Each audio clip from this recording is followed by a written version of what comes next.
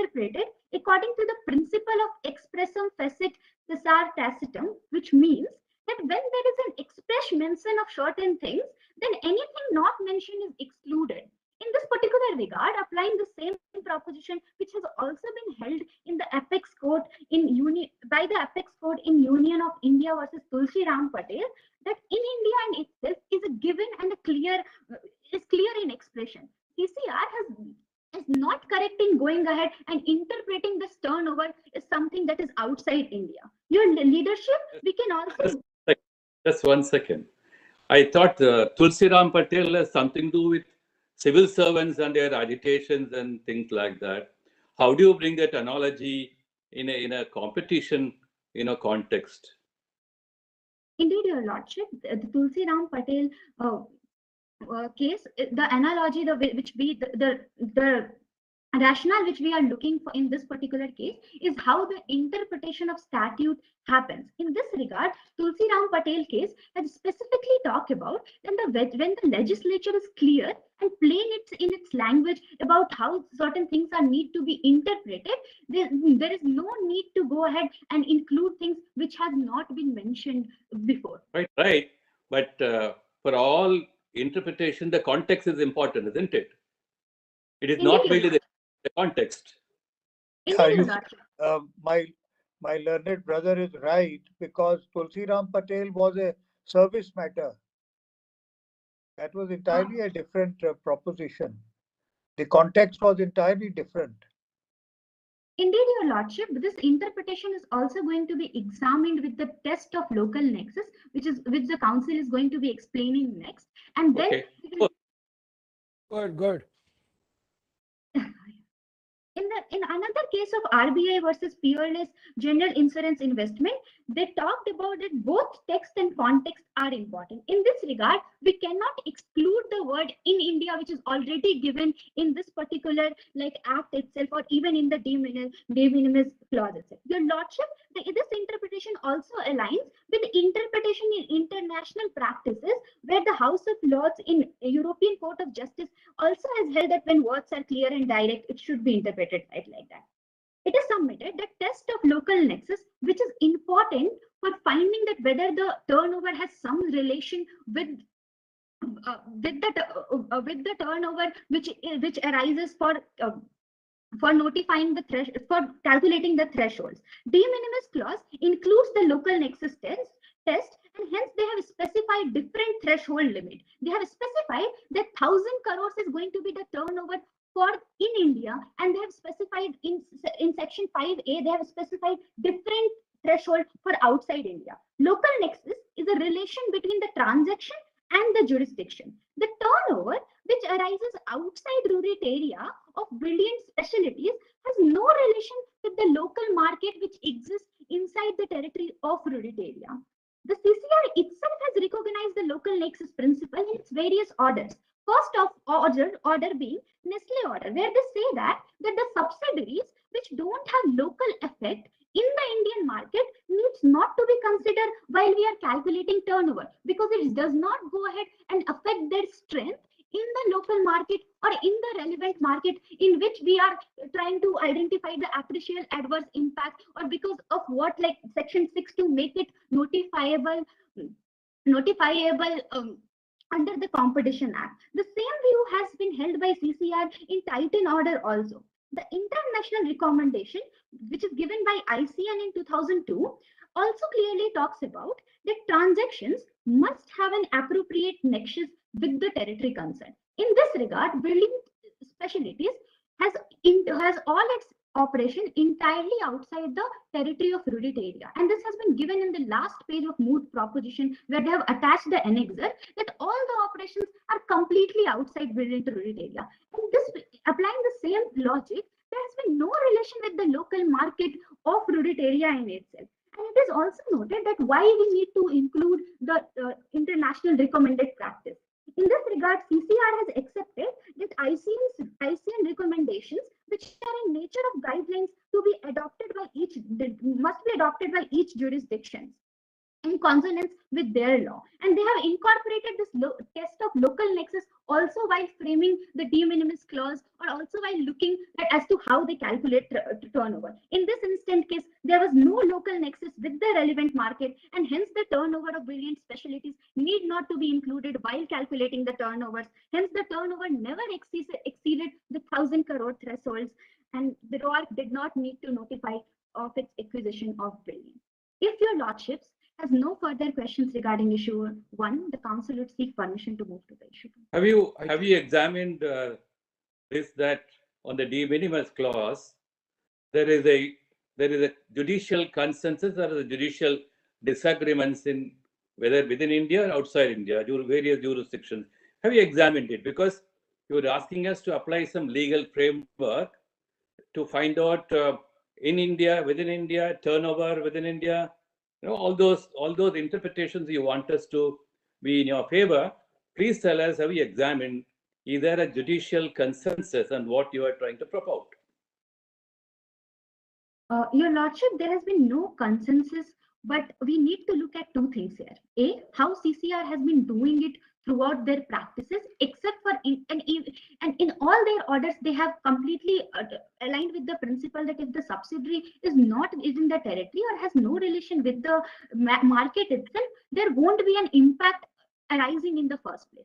Only in the intellect design arena, they do not withhold this principle. But even there, they do not give a sufficient reason to tell you that why it's okay to go ahead and include the turnover which is not going to affect the Indian market. And even applying the economic rule that even if like an adverse impact or an anti-competitive behavior, which only arises when a company might get a monopolistic power or might get some sort of power which can eliminate other competition. Given if a subsidiary is having transactions or operations which is completely outside a particular territory, or even their consumer base is completely outside the territory, their revenue, everything is completely outside of the territory, it's not going to affect their position in another country as to how their turnover will be calculated. Fair enough. That you mean to suggest that the CCI has applied a wrong criteria in this case?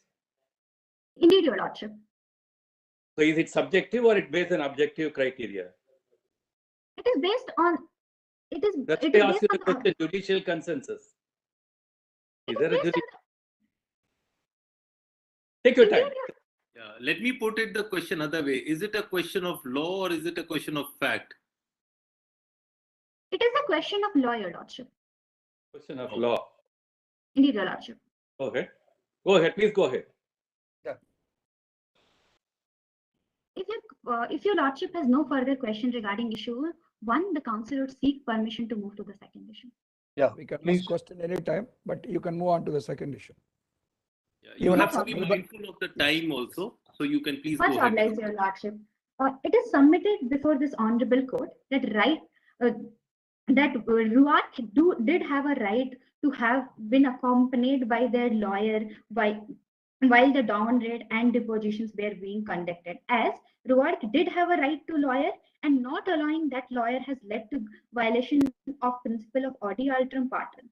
The way council will be explaining this would be from 3 observations. A, it was an illegal down raid.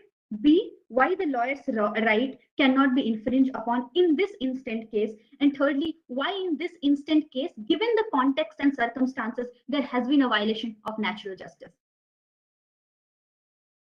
Your Lordship, it is submitted before this honorable court that the way down raid has been conducted, there is a procedure which has been given by the statute itself. The procedure which has been given under the power which has been given to the CCR under section 26, when DG is directed to start an investigation, from the power which DG derives from section 41, read with subsection 2 of 36, is reliant on the procedure must include that there exists a prima facie case opinion. The power arises from 26(1), but before that power to conduct down raid is initiated told to DG must have obtained a prima facie case opinion. But what happens in this instant case is that there has been one letter from Ministry of Commerce which has been sent to CCR office, and CCR went ahead and conducted a down raid. And after the conducting of that particular dawn raid, then a prima facie case has been made out, and then the investigation has taken place. If we look at the general regulation of the CCR, in regulation 16 and 17, they clearly tells how to what is the procedure of creating a prima facie case opinion. That is to say, if you receive any information, A, you have to look into that information, or the way CCR can look into any matter is through two ways. A, either through reference, or B, in their suo motu recognition, if they recognize that there has been anti-competitive practice that is going in. In this case, there was a reference because you received a letter. After receiving a letter, the CCR needed to look into that whether there exists enough evidence or any sort of data. If we look at the MOOT problem facts, CCR did not even know that an acquisition of Brilliant happened before the investigation. It means they did not have enough data for a prima facie case. But secondly, CCR can also... Assuming for a minute that the dawn raid is not permitted by the Act, let us assume, right? I'll put a question a little later. But after all, they've collected evidence. That's about all. So unless you are able to convince us that what the CCI did by collecting an evidence by a dawn raid is illegally collected evidence, and therefore it can neither be the basis for a registration by investigation, nor all further proceedings will be illegal. Can you advance that proposition? Yeah, counsel. Merely because of that. Merely because counsel, I think your contention seems to be that at the threshold itself, there should be a prima facie case before going into the question of investigation and all that. I think your contention is that prima facie has to be established to satisfy the mind of the authority that yes, there is something. After that, you can carry on the investigation. The result of investigation cannot be the basis for arriving at a prima facie view. Is that your contention? Indeed, Your Lordship. Yeah. Our contention is that, but before we come to this, I would first answer the query which has been posed by the first Lordship here. The question whether the evidence was enough to sustain the allegation of cartelization is something that my co-counsel will be dealing in issue 3. But the contention, the reason we are raising this particular point in issue 2 is to show that why in natural justice principle itself is not a straitjacket rule. It is dependent on cases and circumstances of that particular situation. Given that it was an illegal dawn raid because there was no prima facie case, and after that raid, whatever information they receive, they make prima facie case out of that and then have an investigation. This leads to the violation of natural justice principle, because in this regard, having a lawyer becomes important. Because A, they conducted an illegal dawn raid, which they were not empowered to do so. But even if the evidence, whether it will be submitted or not, is something that respondent contact, my co-counsel will be dealing with that why the circumstantial evidence won't be enough to go ahead and so cartelize. Is it the law in India that illegally collected evidence can never be the basis for any proceedings? Is it the law? No, Your Lordship. In India, it has depended from case to case, but it is not a rule that illegal. We have also included illegally contained evidences in our judgment. This is not the rule. So therefore, even if it's illegally collected, later on CCI had a prima facie case and did ask the DGI to investigate. What's the problem with that? The problem is that they did not follow the statute or the procedures which has been laid out by the law, but B, not following this particular procedure and not even allowing the lawyers has also led to the violation of the principle, that is to have the particular right to have a lawyer. If they wanted to conduct a raid, that's okay, that's justified. But why in this circumstances there was not allowed to have a presence of lawyer? No, we may go along with you. But where is the right to representation for a lawyer under the Competition Commission Act? In such proceedings, Your Lordship, I will be explaining that also under my second heading, and I will be also explaining that why in this circumstances, even if there can exist some sort of restriction, that restriction won't be applicable. That's how I will be proceeding. Okay.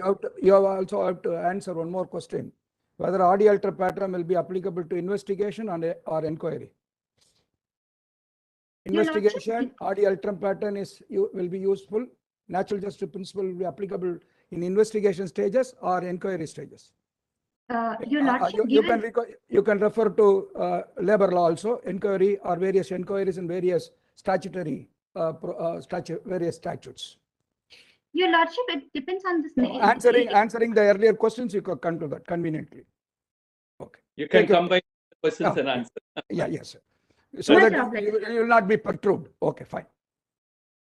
In this particular regard, given that they have not justified on what ground this particular dawn raid was being conducted, but secondly, on the basis of this round, there was a prima facie case made out under which investigation takes place. Having a lawyer becomes important because natural justice principle becomes important in this instant case to ensure a fair play. And this insurance of fair play, that natural justice principle should be there. This proposition has been held in Swadeshi Cotton Mills, where they have talked about that why the versus Union of India, where they have talked about it, why natural justice principle should be there to ensure a fair play. Given that this particular illegal investigation was there, the having a lawyer becomes important. But secondly, we can also look at international practices regarding it, which say that Swadeshi case was actually on post decisional opportunity being given. Yes. That was Swadeshi case.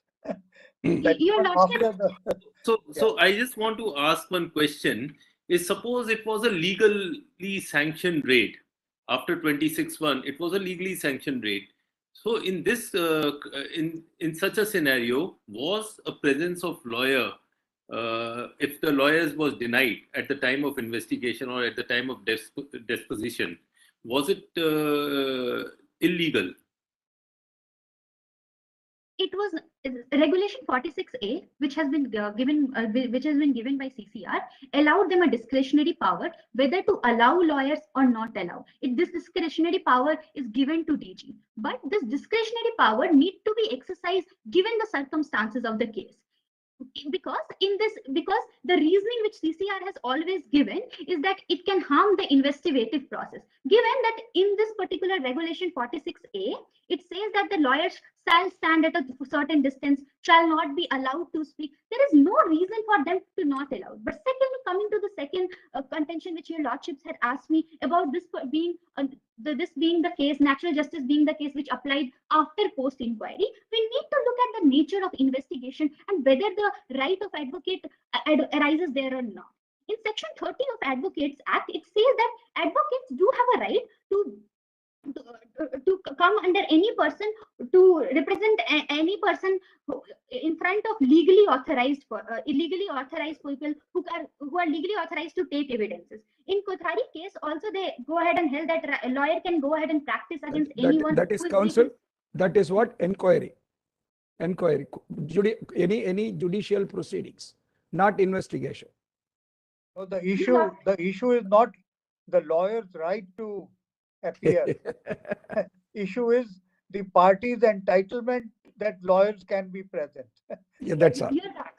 Your lordship, the way I will be answering is two things. DG is someone who is legally authorized to take evidence, but secondly, the nature of this particular evidence, this particular investigation. CCI versus SAIL has talked about this, that DG in itself is someone who is authorized to take evidence, and the way they take evidence, or this evidence can be used to make an ex parte prima facie opinion. And this opinion is something that leads to further investigation. So this, even if it is an inquiry, this inquiry is something that later on goes ahead and gives into like adjudicatory results. DG here acts as a civil court, and this has been defined in Google. No doubt on that. So when you're talking about evidence, we have two kinds of evidences. One is email and depositions. So email is procured from the computer or disk or whatever it is.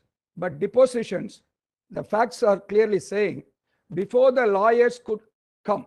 So there is no question of CCI or the officials of the CCI denying an opportunity for the lawyers to be present while depositions are taking place. You can refer to para 7, clearly says. If we look at the next line of the para 7, it says that, however, CCR officials denied them entry into ROART's offices. But secondly, if we look at the para 11, by the time Rogue's lawyers had arrived. So they were delay. There was a delay in the arrival of the lawyers. So you cannot put the blame on the CCI and blame on the officials of the CCI and in turn on CCI. And CCR officials had deposed Rogue's top officials.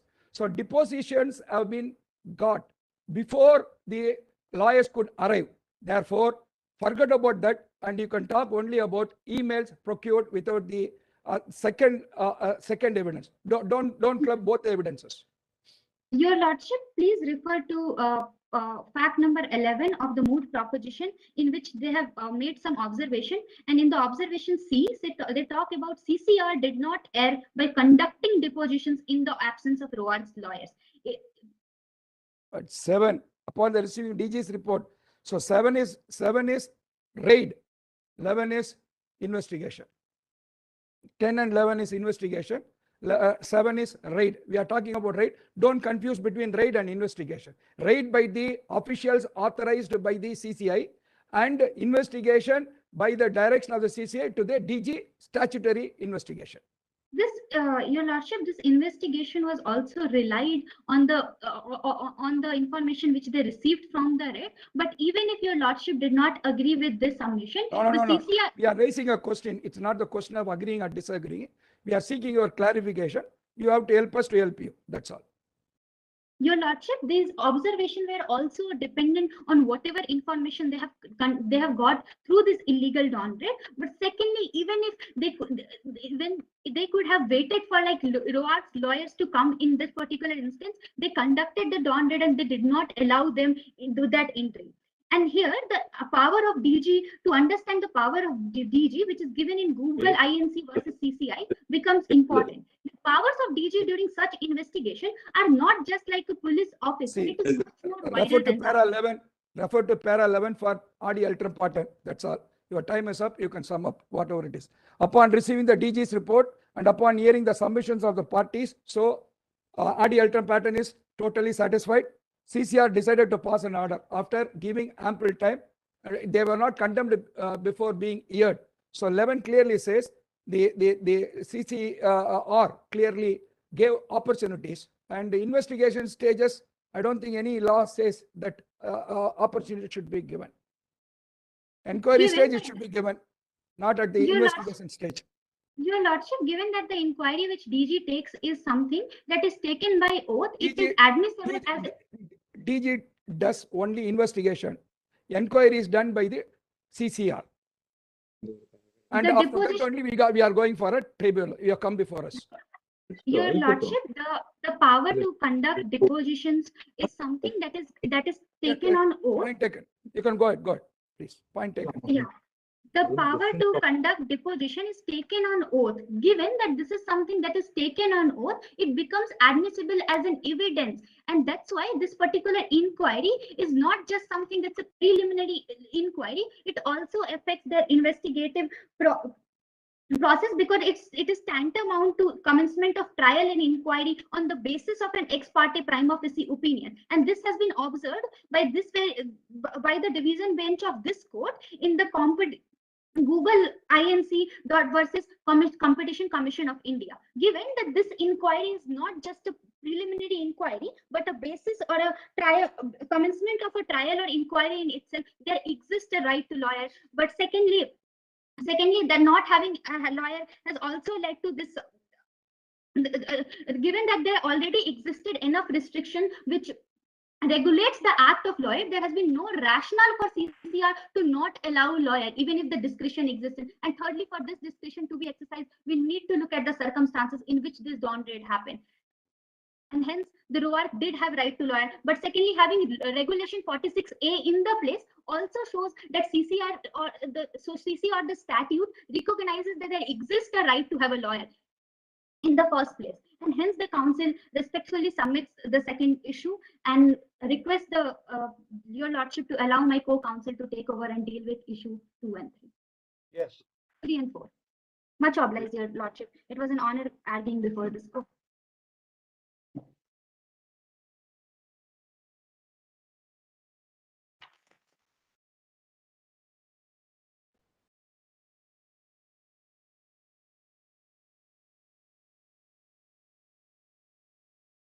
Your Lordship, Council seeks permission to initiate submissions for issue 3 and 4.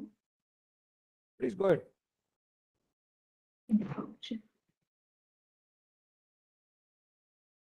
See, in the box appearing before you, it says T26S2.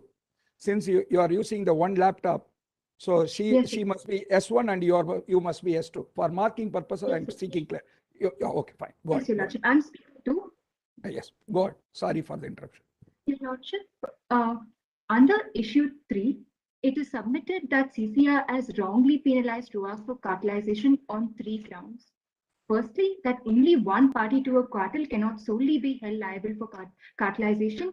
Secondly, that evidence in this instance has been compromised due to an illegal raid, and the merits of the case have been clearly affected by such a raid. And lastly, the submission would be that there is insufficient evidence to show a case for cartelization.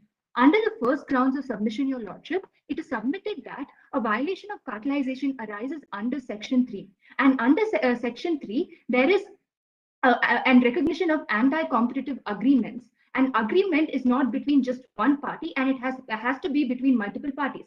The recognition of DG in their report has been that there was an exchange of information that happened between ROAC and Gen Z. These were the two participants in the anti-competitive agreement that CCR had submitted. But the penalty imposed on the parties, that is recognizable by the issue number 3 in the phrasing itself, is that ROAC was the only one penalized for cartelization. There is no rational basis for why this kind of liability should be given that the investigation conducted clearly shows that the participant itself were like more than one, and it's clear that in that instance there is a disproportionate penalty placed on just ROAC. Your Lordship, coming to the second grounds, that in this instance the merits of the case has been compromised due to the illegal raid. Your Lordship, the evidence that CCI has relied on to make a case for cartelization is just that the CEO of ROAC had said that there were certain kind of pricing strategy that was exchanged between that was unilaterally shared with Gen Z. This was a statement. Now, this was supposed to be pricing strategy, Your Lordship, and in this instance, it can be noted that clearly this information that is relied on in an instance in the Karnataka High Court in Hari Kisan Das, Gulab Das and Son versus the state of Mysore, the Karnataka High Court had observed that proceedings taken against the petitioners in pursuance of an illegal search must also be quashed. And in another instance, the Supreme Court had observed that materials from an illegal raid should be written. Although, Your Lordship, these are instances which were like criminal search and seizure, a seizure that was in notice, and this is a civil matter. It must be noted the principle can be recognized in this thing if the merits of the case clearly show a violation. This is important, Your Lordship, because after the illegal raid that was conducted, a search and seizure was also there. All the documents in possession. Yes, Your Lordship. 1 second. Yes, Your Whatever the Karnataka High Court has said, I thought the law in India is that whether evidence is illegally collected or not, right? It does not matter as long as the evidence is tested in court. Yes, Your Lordship. That is the principle of law applicable in India. Are you familiar with the eavesdropping case, where an eavesdropping is held to be a search and seizure? Fair enough, no problem. But mere illegality in the collection of any material. Question was put to your other friend that inquiry is different from investigation. So inquiry precedes investigation. Therefore, if you talk of illegality in the investigation, it's a different issue. So we are now talking of a pre-investigation stage where materials are collected. So how is it illegal? Your Lordship, on investigation, the dawn raid, the power that CCR has to conduct a dawn raid clearly arises in the section 41 when DG is directed by the commission on the basis of a prima facie opinion to conduct an investigation. Before that, a search and seizure right doesn't even arise. It arises only when the investigation begins. That's why in this instance, it takes the form of an investigation. I understand the procedure. First, reference has to be made, then the CCI has to form a prima facie case, then only it can direct the DG, then the inquiry takes place. So now for formation of prima facie case, the raid has been conducted. Based on the material obtained in the raid, the commission comes to a prima facie conclusion there exists a particular case. So don't get confused between the prima facie evidence before the DG, before the CCR for conducting the DG investigation, or that is pre-dawn, before that pre-dawn raid. Yes, Your Lordship. Here, there is no submissions in the form of a reference, i.e. evidences that help the case to form a prima facie opinion legally that could point towards illegal, like the illegal actions on the part of the appellants in this instance. There is no submissions particularly of that regard here. But secondly, Your Lordship, because an investigation was conducted, they had all the rights within them to do search and seizure that would have made them be able to have access to this pricing strategy that they say amounted to cartelization. This is the observation that they make. Pricing strategy, Your Lordship, is in itself a documentary evidence, which they're saying is that most definitely is going to cause appreciable adverse impact on the competition in Ruritania, without specifically telling how these documentary evidences or what are these pricing strategy that when implemented in the market is going to cause adverse effect. It's only a statement. By the statement, there is no details of this transaction or of this information at all. That is why the merits of this case show some merits of the case has been also harmed in this instance, Your Lordship. That comes to my third grounds, Your Lordship. In this instance, there, even if the documentary, all the evidences are admitted in this court, it is insufficient to show a case of cartelization. Firstly, Your Lordship, that the case needs to be made, the evidentiary threshold is a preponderance of probability as recognized by the CCR themselves in the cement manufacturer's case.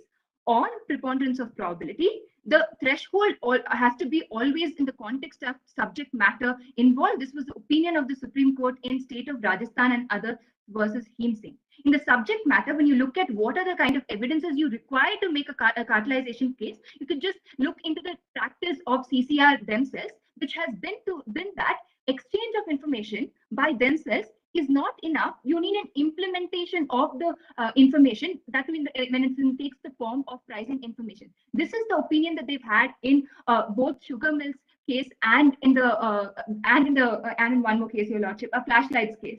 Yes. One second. See, you are an appeal. You Yes, are sir. an appeal against CCA's orders.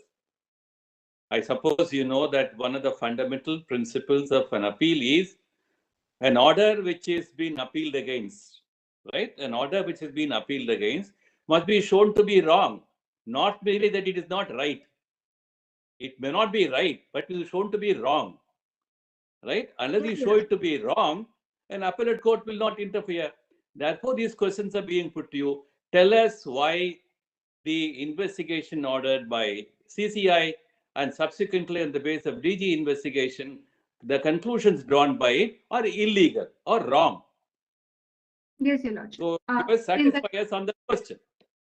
Yes, Your Lordship. Just to elaborate on that, like in the evidences that in this matter that has been relied on. So the evidences here that has been relied on is that there's a exchange of exchange of information just unilaterally on the part of ROAC. That's all that has been the submission. Right. And it's clear that if that is the case, then the effects of such an information exchange need to be seen, because Section 3 specifically mentions of the appreciable adverse effect should be seen. Within the absence of that effect, by default, just exchanging information would not become an anti-competitive agreement.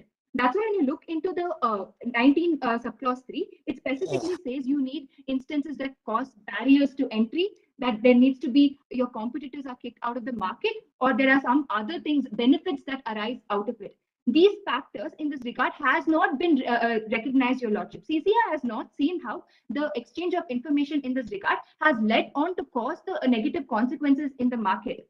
Your Lordship, in terms of the plus factors to be looked into here to form a case of cartelization, there is two ways in to do it. By object, they need to say whether there is a price fixation or determination of price. That was not done. But secondly, if they're looking into effects, that needs to be particularly done. Your Lordship, even in one instance, that is the bearings case, CCR in that bearings case had said that just exchange of information was okay. It could be a violation. The reasoning for this has been that there was future prices that was clearly discussed in the meetings, and it was clear their intention was to implement these future pricing in the going on in the future. So anti-competitive effect was likely to happen, and because it was likely to happen, it was a cartel there was a cartel. But your lordship, in this instant facts, that nothing of that sort is really clear, because if you look into the 19 clarification, the information that was exchanged are components like what are the factors that influence pricing strategy. And secondly, historical data on pricing. That is the pricing that happened in the past, not future prices. These information, if you share it with your competitor, nothing of the sort happens even. There is nothing they can implement to show price fixation or even adversely impact competition in the market at all. And generally, even the presumption, even the international jurisprudence on the matter of information exchange has always been that you need to see effect and you need to see the kind of information that was exchanged. That is, there needs to be a strategic advantage in receiving this information. But specifically, Lordship, another consideration that could be made in price fixation to be likely. This has been the court's opinion, this tribunal's opinion in DGI versus Gujarat Ambuja Cements case, where the court observed, in absence of information on market share and market behavior of other players, it would not be correct to say that their three respondents together by themselves would have been able to influence the price of cement in the relevant area. In this absence of this market share being proved by the respondents, you can't make a case of cartelization, your lordship, because one thing is clear: the information exchange happened between Gen Z and ROAC, and it's clear in the seventh para that, not seventh para, apologies. In para 5, your lordship, that brilliant when they were dealing with their customers, they were dealing with customers which were all competitors or competitors of ROAC. So there are multiple other competitors in the market apart from just Gen Z and ROAC. That means a price fixation wouldn't have been likely to happen also, your lordship. But lastly, your lordship, this court should ask for the submission of evidence in the form of pricing strategy that was shared. So for the court can see on the merits of these evidence if it was really likely to have formed cartelization of any sort, your lordship, because there's also no agreement in this instance, because the ROAC and Gen Z exchange information that happened, but preponderance of probability says that there needs to be a little more than. I have two questions. Sorry for the interruption. Yes, your lordship. One is according to the para 11A, direct and indirect exchange of information. So are you dealing with the direct exchange of information or indirect exchange of information? First thing. The second thing is whether the CCR has to apply or employs different yardstick for a foreign company which has telling effect on its domestic market. These are the two issues. I see clarification only. Whether so far you have been highlighting is direct cartelization or indirect sharing of exchange of information. That is one question. The second question is, when a foreign company is one of the player, whether the same rules will be applicable or we can use go for a different rule, or any discretionary power is given to CCR. Your lordship, when you look at the statute, it's pretty clear. There is actually two ways to look into cartelization. Usually the CCR has not resorted to even looking into the effect test, but we concede that the power to look into the effects of the market, and just on that basis, you can do it. That is, even without direct and indirect price fixation, you can go ahead and hold them for cartelization as long as you are talking about two parties. Here, the taking over of the another company has not been informed to the CCR. So there is no exchange of information between the original company, that is ROAC, and the CCR. So don't you think there is no exchange of information? Only after the dawn raid, then only they got the information that the Pre-Lanti has been taken over by the ROAC or something like that, and there is a collision between gens. Your lordship, even in this instance, yes, please. Have you rebutted any evidence, or has any evidence been offered that on the charge of the CCI that there is a cartelization because of exchange of information? What behavior has that resulted in? What has Gen Z done? as a result of getting that price data? Have you been able to get any factual basis on that or push back with CCI on that? Has there been any evolution of that fact pattern or not really? Your Lordship, the facts are pretty silent on the matter, but it's clear that it's pretty clear that the information that was exchanged was not acted on in the part of Gen Z. It was just ROAC sharing it based on a statement made by the CEO. But to answer your Lordship's question too, under Section 32, acts taking place outside India but having an effect on competition in India is something that comes within the jurisprudence of CCR also, your Lordship. So that wouldn't, as long as we see that, put the 19 subclause 3 test to question here and see that is the likelihood of an effect, and there is proven to be no effect, then the cartelization still cannot be held in this instance, your Lordship. In this regard, your Lordship, final observation is this, your Lordship. Documentary evidence is like price strategy, especially when these have been the sole evidences relied on to make a case of cartelization, should be provided to the court to look into on matters of facts and merits. The respondents on the same have not made any submissions of this sort for the courts to go through. So only the reliance on a statement made by the CEO of ROAC, that too during an illegal investigation, cannot be the sole basis to make a case of cartelization, your Lordship. With these submissions, I'll end submissions for under issue 3, your Lordship, if your Lordships don't have any further questions. Thank you. Can go on. Yes, you can go on to next issue if you are satisfied. If you are satisfied, don't expect our satisfaction. Your Lordship, just one further submission under issue 3. That is like just an observation of practices in international jurisprudences that could also be done. And in EU, in terms of like European Commission's applicability of Article 101 to horizontal cooperation agreements of PEFU, they specifically say price fixation to amount to cartelization. Got Yes, it. Point taken. Move on to the issue. Yes, Your Lordship. Your Lordship, under Section 2, Your Lordship, whether CCR was correct in finding Brilliant had engaged in refusal to trade, it is submitted that Brilliant has not refused to deal with its customers. CCR has wrongly penalized for refusal to deal for increasing licensing fee. This falls clearly under Section 3, subsection 5, which clarifies that Section 3 does not apply to any exercise of rights under the Patents Act or reasonable restrictions placed thereon. It is a burden on CCR to show that there were unreasonable restrictions which has not been proven by CCR. Our submission here, Your Lordships, to clarify that is that it's not that CCR does not have the jurisdiction to look into matters of patents right and infringement on that, but it is just that unreasonable restriction needs to be proved under this. If it's not proved, then exemption clearly a presumption in favor of the appellants will continue to state, and violations in this instance cannot be made, Your Lordship. Your Lordship, under this, submissions would be made under 2 grounds. Firstly, that there is no sufficient evidence to show delay, and secondly, that reasonable restriction in exercise of patent rights was followed through with. Your Lordship, under insufficient evidence, CCR had submitted that there was an intentional delay on negotiation by Brilliant. Now, this opinion they based on few email exchanges that they collected during the raid, that in the absence of lawyers. That in itself, Your Lordship, to a certain extent reduces the trustworthiness of the evidences. But furthermore, Your Lordship, CCR has not submitted to the court the emails that suggested this intentional delay.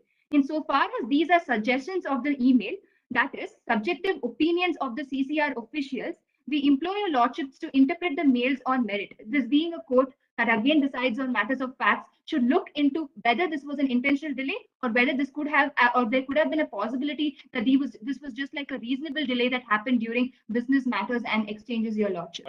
One question. What is the yardstick for deciding sufficient evidence or inadequate evidence?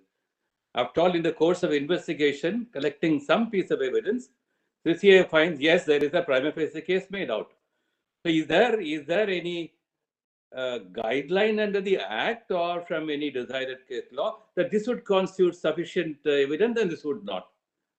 Your Lordship, this is an observation made on the facts on a persuasive value, insofar as these are delays that is particularly important in forming a case of refusal to deal, and this has been a critical element of observation that has been made. It is important then to see whether it was actually intentional or not, because now the submission to court is only on the subjective opinion, not even in the fact that this is absolutely what necessarily happened, because they've conceded that these were opinions of few CCR officials that these were intentional delay. So when there is no objective fact as such that has been established by the CCR, that there cannot be an admitting of those evidences at the face of it, but has to be looked into on the merits of that evidence itself, Your Lordship. Coming to the second grounds, Your Lordship, these were reasonable restrictions placed on. Your Lordship, to prove the point under reasonable restrictions, reliance will be solely based on international jurisprudence. Because of the lack of jurisprudence on the same in India. This has also been done by our apex court in Rajasthan Cylinder versus Union of India, where it decided that agreements would also be arrangements made, and an important question of law in competition law was decided solely by referring to international jurisprudence. So with that, that's observed, I'm going to make submissions of on the basis of international jurisprudence. Your Lordship, this is a vertical agreement of sort. That is, a refusal to deal comes under section 3, and that means that it's an anti-competitive agreement that's made. If there is an agreement, there needs to be two parties. The submissions of the respondents have been that the parties to this anti-competitive agreement, refusal to deal, was Brilliant and ROAC.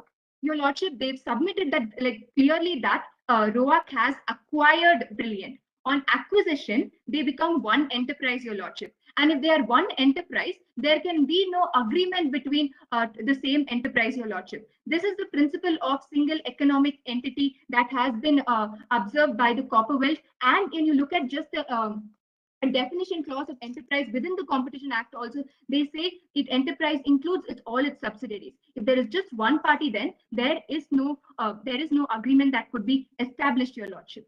Furthermore, Your Lordship, in this instance, reasonable restrictions have been exercised here.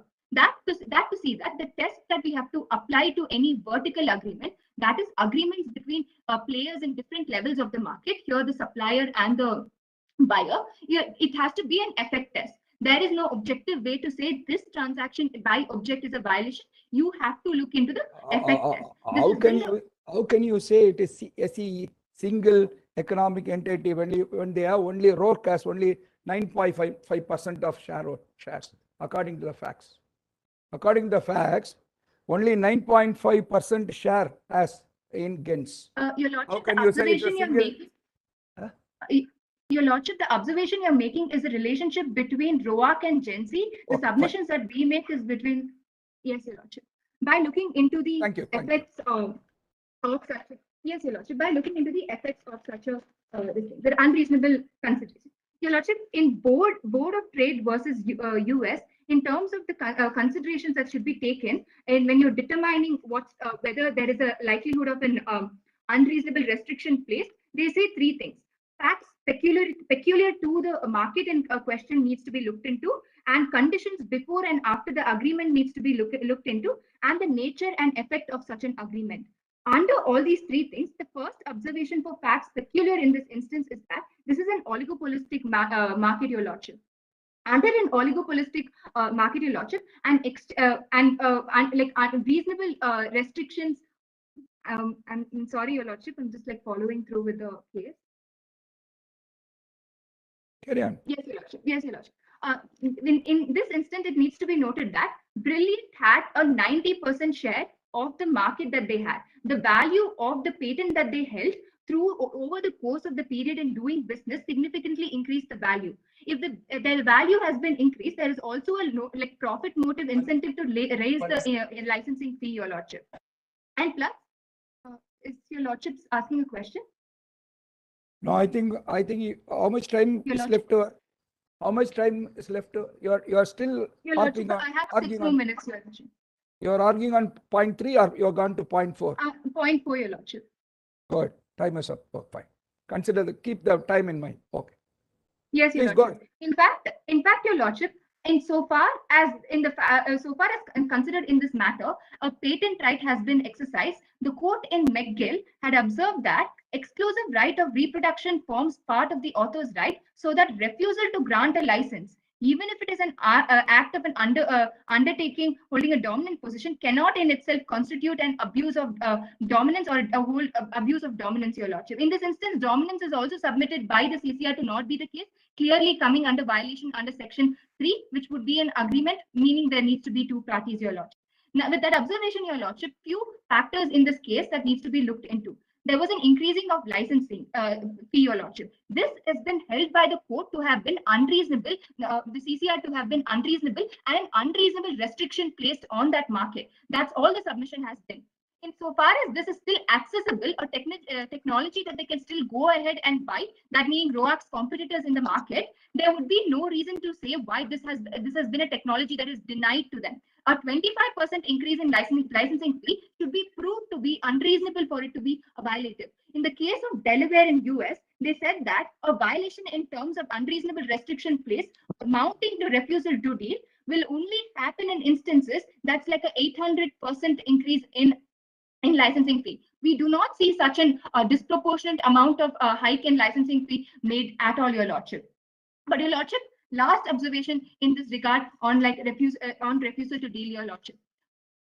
Any submission in this instance, when restrictions placed has been observed or made by justifying by business decisions, cannot also be told to be an unreasonable restriction. It needs to be motivated by the fact that you want to gain some dominance or monopolize in the market. The submissions has been clear on the side of the appellant that these have been in pursuance of the rights under the Patents Act to ensure that the profit motive is sustained and there is no violation of that, Your Lordship. There is nothing else of that with that submission. There is nothing else to show that there was an anti-competitive intent, Your Lordship.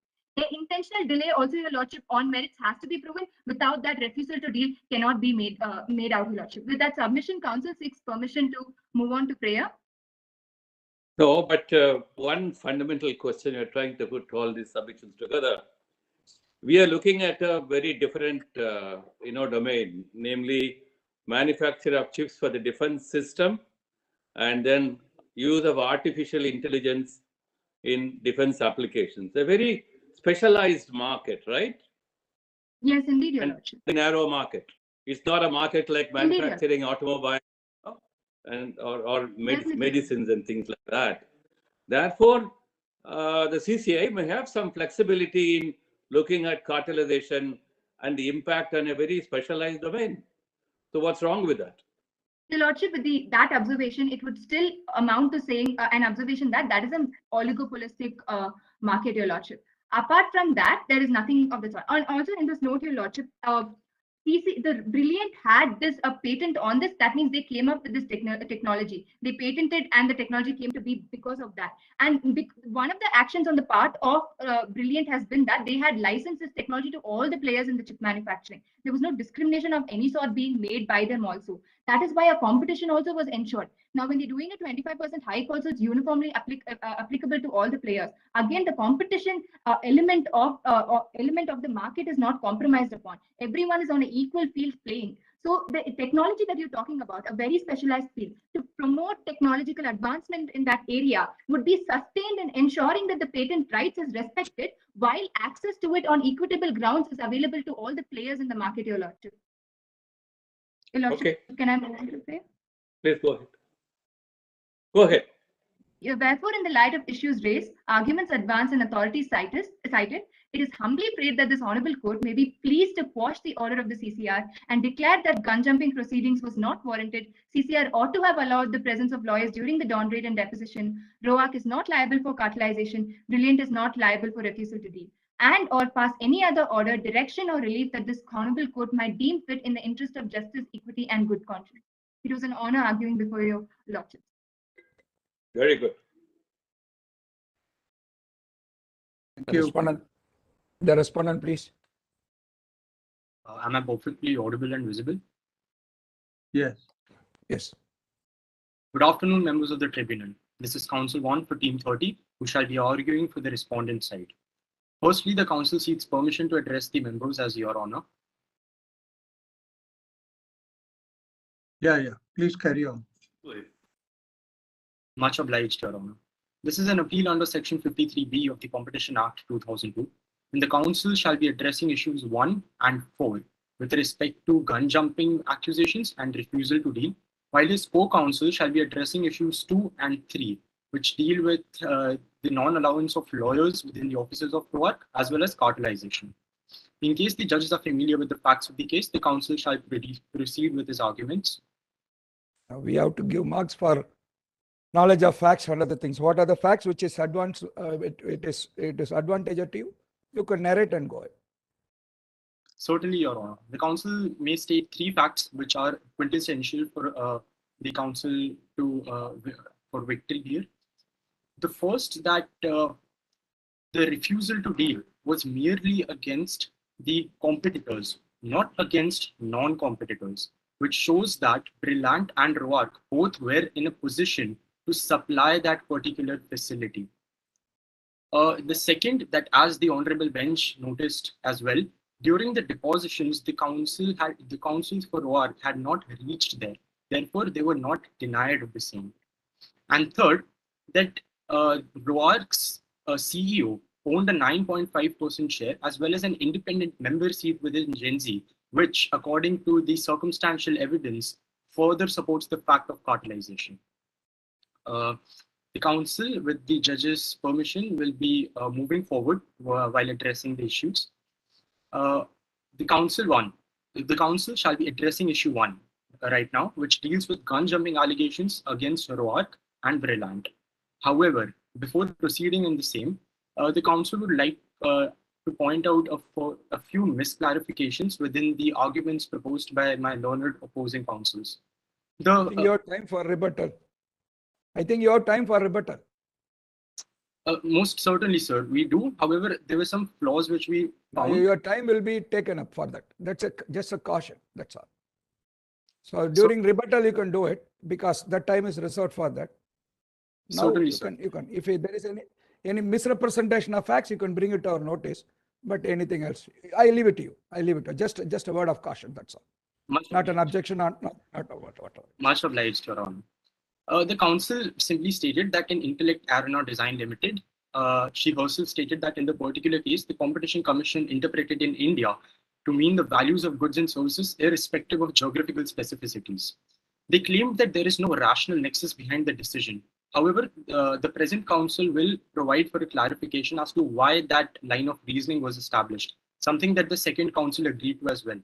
What essentially comes into play is that CCR's jurisdiction or the ambit extends not with respect to simply a geographical market, however, with respect to the effect that these acquisitions have. If the acquisitions have an appreciable adverse effect of the competition within Rio Britannia, the financials must be considered and the CCR's jurisdiction must be expanded. The Honorable Bench correctly noted that the reasoning behind an appeal is to prove that the order by the CCR was wrong. However, it is to be noted that the appellants have not contended that the entity's thresholds did not qualify the thresholds under Section 5 of the Act. They merely argued that the acquisition is exempted under the de minimis exemption. Furthermore, the fact that the thresholds under Section 5 are qualified has been provided under Clarification 17. And with regard to the de minimis exemption, the counsel submits the following. The counsel submits that in Volt versus Verwich, the de minimis exemption was formulated to reduce the burden on competition authorities to oversee transactions which do not have the sufficient financials to affect the market and additionally save the companies from the burdensome filing requirements. Therefore, with the target company, that is in this case Brillant, does not mean the relevant revenue or asset thresholds, they may be exempted from notifying the CCR. The relevant notification here is the one by the Ministry of Corporate Affairs, which was dated on March 27, 2017, which provided an exemption from notification of acquisition, where the value of assets being acquired is not more than INR 350 crores, or the turnover is not more than INR 1000 crores in India. The bench may refer to the case of Thomas Cook India Limited versus CCI, wherein the company did avail the exemption. However, the counsel submits that in ATO Limited and others versus Gandhardhan Sponge Industries Private Limited, the National Law Company Appellate Tribunal, instead of merely looking at standalone financials, looked at both the consolidated as well as standalone financials in order to decipher and determine the applicability of the de minimis exemption. Furthermore, it was held that the consolidated financials include the revenue of all companies over which the parent company exercises control. With respect to which, the council directs the bench to kindly look at page para 8 of the proposition, which states The council directs or requests? The council directs us to look or requests us to look. the council apologizes, first of all, and Yes. most humbly Apology requests. taken, apology taken. Go ahead, go ahead, go ahead. Apology accepted. Much obliged, Your Honor. The council requests the bench to kindly look at para 8 of the proposition, wherein it was stated that CCR found several emails that suggested post the acquisition of Brillant by Roark, it was Brillant that reached out to various competitors, which means that Roark certainly exercises influence over Brillant and its furthermore subsidiaries, which had One small interrupt. 1 second. See, these de minimis principles are only guidelines, right? Yes, Your Honor. Only guidelines. And the guidelines to ensure that the commission keeps a broad view of what can go wrong in mergers and acquisitions and cartelizations and so on and so forth. But when you apply it as an inflexible principle, right, you Yes. may virtually put on the deathbed all possible fair, non-cartelization arrangements. So it appears to us CCA seem to have rushed in and find out a cartelization where whether there is cartelization at all seems to be an open question. Right, Your Honor. Seems to be an open question. So you have rushed into it and said, no, we are going to apply de minimis. How do you justify that? Your Honor, that is certainly a valid contention. However, the council proposes a different approach towards this particular issue. The council does not claim that cartelization or refusal to deal has definitely occurred. However, with respect to the evidence that was used to form the prima facie case and was used by the DG and CCR to arrive at their decisions, suggests that there is a chance of a refusal to deal as well as cartelization, which may have adverse effect within the markets of Ruritania. And since it was Brillant as a whole, which would have this particular negative effect, the council submits that Brillant's consolidated financials must be looked at because it was the company as a whole which affected market within Ruritania, not simply Brillant Ruritania, which is a subsidiary. Go ahead. Much obliged, Your Honor.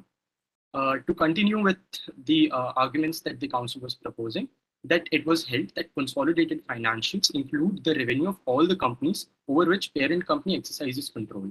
This approach was again affirmed by the Competition Commission of India in Intellect Design Arena Limited. In the present case, Brillant Ruritania is the holding company of Brillant Specialities Incorporated, and thus the sum total revenue of both the companies should be considered.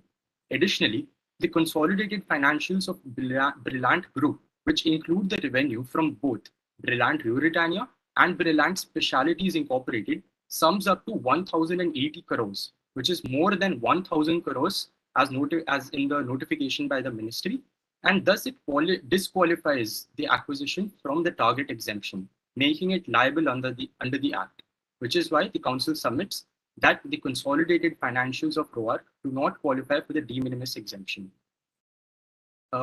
If the bench does not have any further contentions with respect to the same, the council feels that he has replied. Yes, Your Honor. You can go according to your plan. You need not wait for a thing. You can go. You are a council appearing before the tribunal. For everything, you need not get our permission and any approval or whatever it is. Are you expecting any interim orders in this regard? No. Not as of now. Then proceed. Any contest, the word, the judges are not contesting or whatever it is. You can go ahead. You are presenting your case before us. Please go ahead. Much obliged. The council shall now proceed with the arguments for the fourth issue regarding the accusation of Brillant engaging in refusal to deal. And with respect to the same, the council has two submissions to make. However, before going on with the same, the council submits that the second counsel for the appellants claimed that the refusal to deal was inferred from some emails and must be measured on merits. However, she failed to consider the fact that the DG found merits in the CCR's prima facie opinion, and so did the Competition Commission's order, to which the present appeal has arisen. The Council further claimed that a single economic entity was formed. However, we do not know for certain that if whether or not there has been a full acquisition forming one single entity. Therefore, neither can we claim that an entity was present, and neither can we claim that it did not. However, if the Council requests the bench to again kindly refer to paragraph 8, wherein it is shown that it was ROARC that kept pressurizing Brillant, be it with respect to the MFN treatment or be it with respect to refusal to deal. And therefore, it is suggested that there were two different enterprises with regard to which the agreement occurred. Moving on to the submissions that the Council has to make. First, that there exists an agreement between ROARC and Brillant that resulted in a refusal to deal. And second, that this particular refusal to deal led to a hindrance of competition in the market. With respect to the first submission, that the agreement led to resulted in a refusal to deal, the submission is further divided into two sub-contentions. First, that there existed an agreement, and second, that the agreement constituted a refusal to deal. With respect to the first contention, the Council submits that an agreement, as under Section 2, Clause B of the Act, does not only include any standalone agreement, but includes any arrangement, understanding, or action in concert, however so informal, regardless of whether it did or did not intend to create any legally enforceable mutual duties and liabilities, which shows the broad ambit that Section 2, Clause B has. With regard to the evidentiary standard, it was held in the aluminum phosphide tablet manufacturer space that circumstantial evidence can be sufficiently relied upon to establish the violation, and therefore, the standard of proof to establish the said contravention is that of preponderance of probabilities, which need not be proved beyond reasonable doubt. In the present matter, Brillant's proposal for renegotiating the licensing fee with specifically ROARC's competitors right after Brillant's acquisition by ROARC, complemented by the fact that Brillant was deliberately delaying these negotiations and restricted the competitors from using its technologies pending those renegotiations, clearly suggest overt understanding between the two companies. Therefore, the Council submits that there existed an agreement between ROARC and Brillant. Moving on to the second sub-contention, that the agreement resulted in refusal to deal. The Council submits a case, Clearstream Banking AG and Clearstream International SA versus Commission of European Communities, wherein it was held that a substantial delay in the supply of the required services qualified as a refusal to deal. In another case, it was held by the FTA in US that a company which engaged in production and distribution of bananas was prohibited from coercing any person to accept bananas, either greater or lower in quantity at a higher price than such a person would otherwise accept, by threatening to refuse to sell any bananas, which is happening in the current case because Brillant is threatening to refusal to sell any technology. Furthermore, in Atlantic Heel Company versus Allied Heel Company, a conspiracy to destroy a competitor by interfering with plaintiff's source of raw materials constituted a per se violation of Section 1 of the Sherman Act that prohibits restraint of trade, which is similar to refusal to deal in the Euritarian context. Coming to the present case, ROARC's competitors have been targeted by Brillant, which is intentionally delaying negotiations and is restricting the competitors from acquiring its patented AI technology in the meantime. It is clear that the patented technology is a widely used raw material for those involved in the manufacturing of chips, and the agreement interferes and restricts the source of raw material for the competitors in ROARC. Therefore, ROARC and Brillant have engaged in the refusal to deal. Coming to the second major submission, that the restraints imposed by the agreement hinder competition in the market. To establish a contravention under Section 3, it is quintessential to establish that the alleged anti-competitive agreement may cause AAEC or appreciable adverse effect on competition, the touchstone of which is Section 19, subsection 3 of the Competition Act. While determining if a particular agreement has or has the potential to cause an adverse effect on competition, a wide interpretation of the term appreciable adverse effect on competition is set to be adopted. It is submitted that the aforementioned agreement creates A, barriers to new entrants in the market, While the agreement does not expressly do so, it de-incentivizes new entrants to compete effectively so as to reach a position where they can become ROAC's competitors. Realistically, they wouldn't want to enter the market if they knew that they do not have that potential to become ROAC's competitors. Second, that or subclause B, which states that it drives existing competitors out of the market.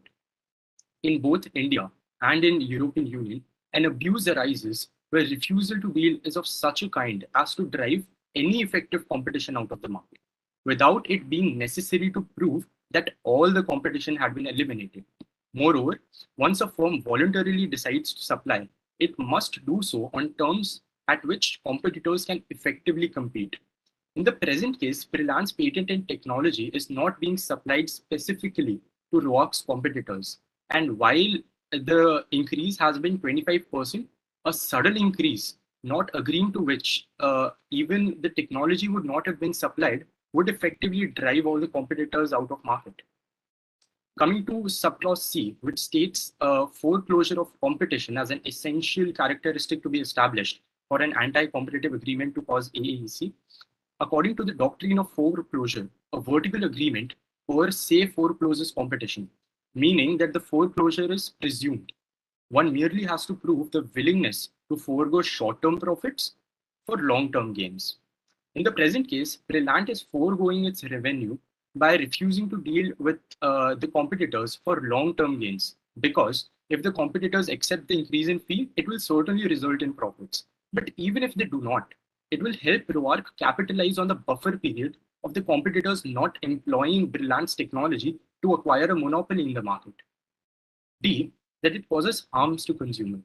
Now, while this particular characteristic is not provided within Section 19, in Ramakant Kiri versus Dr. L.H. Hiranandani Hospital, it was held that the effect on consumers must be taken into account to calculate AAEC in the market. In the present case, the refusal to deal is copiously restricting consumers' choices with respect to chips for anti-ballistic missile.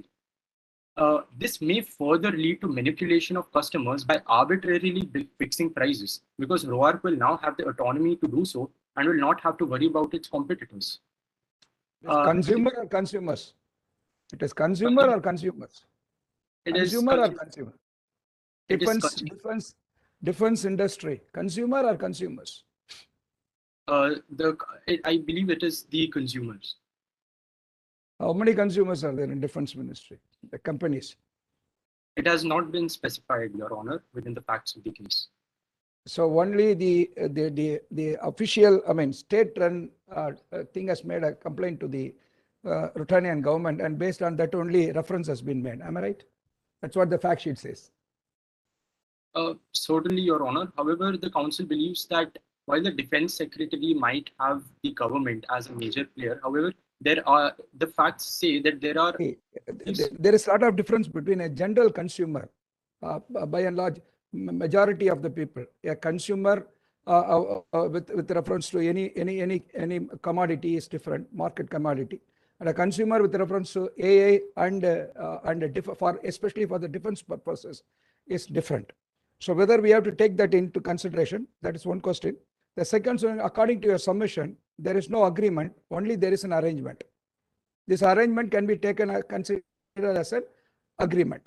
Is that so? Yes, Your Honor. The council. There is no written agreement, but there is an arrangement regarding the fixation of the prices or what escalation of the prices, and whether according to you this is constructive or outright RTD. Constructive or outright RTD, refusal to deal. Certainly, Your Honor, those who are certainly definitely some valid contentions, and the council would reply to the same in the same manner which the judge has asked the questions. First, with respect to consumer and consumers, while government may be the major consumer of defense supplies, the ones who are supplying these defense appliances constitute ROAC's competitors. Now, these are multiple competitors which employ Brillant's technology, which is why in this present case, with respect to Brillant's technology, there are multiple competitors which are taken into account. Coming to the second contention that the Honorable Judge raised with respect to arrangement. the council cites the section 2 clause B of the act, which states that it does not an agreement does not only constitute a standalone agreement, but any arrangement, irrespective whether or not it's in concert, whether or not it's informal, and whether or not it intends to create any legally enforceable mutual duties. Which is why whether or not this was an explicit agreement may not be considered here, and a constructive approach may be applied. It appears to us that this seems to be a government-driven investigation. Yes. It's purely a government-driven investigation and not a consumer, dimension involved here. So several called concerns as to why CCI should rush into this. So, and Right. number one, number two, there are two markets, I suppose, here. One, the artificial intelligence market, Brillante, and the chip manufacturing market, so the downstream and upstream markets. So unless you're able to establish that both markets are, foreclosed by these arrangements, in whether directly or indirectly, unless you satisfy us on that, I don't know whether the commission could have gone ahead in such a hasty manner to have an investigation in this case and then impose a penalty. Certainly. Yeah, please tell. Your Honor, with respect to relevant market, I believe there are again two characteristics: relevant geographic and product market. Geographic market here being the country of Ruritania, and product market, as you very correctly stated, is the one which involves AI technology, and second, which involves anti-ballistic chips. With respect to foreclosure of competition, the foreclosure is explicit and very direct with respect to AI technologies, because Brillant is outrightly refusing to deal with respect to whom this particular AI technology is supplied. And second, with respect to the market which involves anti-ballistic chips, the AI technology is a very central aspect with respect to manufacturing of chips later on. Therefore, the council submits that there has been an indirect foreclosure of competition, because if competitors cannot acquire that particular technology, they will not be able to manufacture the said anti-ballistic chips, and therefore they would not be able to enter the market of anti-ballistic chips itself if they are not provided the said technology. Now, suppose we take the view that the depositions which you collected in the pre-dawn, proceeding, we take the view that we are going to ignore them, right? And Right. if you ignore all of them, would CCI be still in a position to go ahead with its conclusions?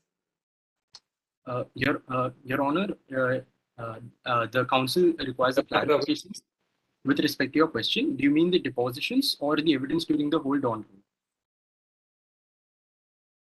Pardon? The council requires a minor clarification. Your contention, the situation, is it with respect to the complete evidence gathered in the dawn raid or simply the depositions? We are talking about the depositions, not about the documentary evidence. We All say right. that the depositions are to be ignored, and whether Okay. it will knock out all your case. Certainly not, Your Honor. The council contends that the depositions merely led to an apprehension with respect to cartelization. However, the present case is with respect to refusal to deal, the evidence of which has been gathered from emails and not from deposition. Therefore, even if depositions are ignored with respect to consideration of evidences, the emails still point towards the said refusal to deal, and then further on towards the appreciable adverse effect. Go ahead, please go ahead. Much obliged, Your Honor. In the present case, now coming to subclause E, the clause E that states an improvement in production or distribution, and therefore for an agreement to have a positive effect on competition, it must improve production or distribution of goods or provisions of services according to subsection 3 clause E of section 19. Furthermore, the council cites a recent study that focused on improving quality and performance. It was found that lack of accountability is directly proportional to a lack of incentive for improvement. In the present case, the absence of competitors of ROAC will allow it to function according to its whims and fancies without having to worry about its potential decrease in sale. This in turn will lead to a lack of incentive for improvement in production and distribution of goods or provisions of services, thereby failing to qualify the said characteristic of a non-anti-competitive agreement. I believe the council believes that there is a lack of time, there's a time constraint, and therefore requests the judge to kindly provide with some extra time so as to sum up his arguments. That's why I cautioned you earlier. There is a rebuttal time. You can use the rebuttal time for your argument. So you need not make a request now. Certainly, Your Honor. Certainly, Your Honor. The council will quickly sum up his arguments and then move on to the co-counsel. Coming to the second submission, it is in the Oscar Bronner case, the European Court of Justice added another element to the law on refusal to deal. The court held that the refusal to provide the service would be categorized as anti-competitive if such service is indispensable.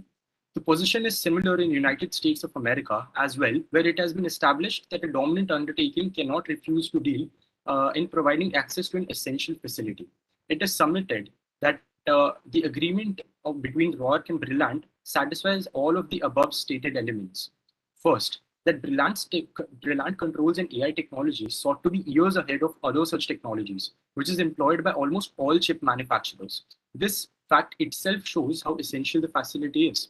Second, the technology is patented and therefore cannot practically or reasonably be duplicated. Third, that the denial of the use of facility which has already been provided for in the previous arguments. And last, the fact that ROAC has been aggressively engaging in mergers and acquisitions, along with the fact that Brillant has merely refused to deal with ROAC's competitors and not the other chip manufacturers, shows that Brillant is fully capable of providing the essential facilities. In light of the above stated analysis, it can be reasonably concluded that the product, that is, the technology, is indispensable for the competitors and thereby hinders competition in the market. Coming to the last submission, in Eastman Kodak Company versus Image Technical Services Incorporated, the court itself noted that the right to refusal to deal is not absolute and exists only if there are legitimate competitive reasons. In the present case, the increase in fees has been levied only on ROAC's competitors, with the non-competitors paying the same as earlier. If the intentions were purely economic, the increase in fees would have been applicable to the non-competitors as well. Furthermore, the decision to ask ROAC's competitors to cease and desist from using its technologies pending renegotiations and deliberately delaying these negotiations failed to constitute an economic rationale, since this will only lead to a loss of source of income for Brillant, that too for a period that it is intentionally delaying or increasing. Therefore, it can be reasonably concluded that the refusal to deal has no economic rationale behind it and thereby hinders competition in the market. In light of the earlier stated submissions, the Competition Commission of Ruritania at the Council submits that the CCR was correct in finding that Brillant had engaged in a refusal to deal, and now my co-counsel will be taking on with respect to issues 2 and 3. It was certainly an honor arguing before the Competition Appellate Tribunal. Good afternoon, members of the tribunal. The council shall be furthering the case presented by her co-counsel, thereby addressing issues number 2 and 3. Issue number 2 deals with the fact that the Competition Commission of Ruritania conducted the dawn-dated depositions in the absence of ROAC's lawyers. The council submits that the CCR did not err in doing so, and that ROAC could not claim the presence of their lawyers as a matter of right. This is because legal representation is not an inherent part of natural justice, and secondly, the right to practice of lawyers, as cited by my learned opposing counsel, is not absolute and can be restricted by the nature of the act in question. The council would now like to expound on it. Is it restricted under this law or given under this law? You're talking about natural justice, lawyers' presence is not part of that, but what is the law? What does the Competition Act talk about? What does it say? Yes, Your Honor. The Competition Act is silent as to the right to legal representation before the Director General, it only talks about such a right under Section 53, subsection 1, where it gives such a right in front of appellate tribunals only, that is, in the adjudicatory stage. And secondly, there is a regulation, there is Section 46A, of the Competition Regulations 2009, which states that the presence of lawyers can only be allowed if a letter is submitted before the proceedings begin. Those are the two legal rules that govern this the presence of lawyers. The concerns of the tribunal is that if the Competition Commission, for the purpose of clutching at a jurisdiction, does anything which has a aspect of going on the wrong side, and then all those concerns are there. So it appears that the CCI seem to be clutching at a jurisdiction with a predetermined mind. So whatever you have done by collecting evidence, I think the tribunal will ignore.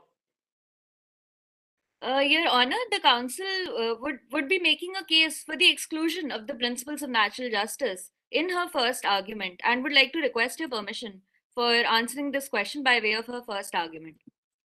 The Competition Act, as stated before, does not provide for the right to legal representation before the Director General.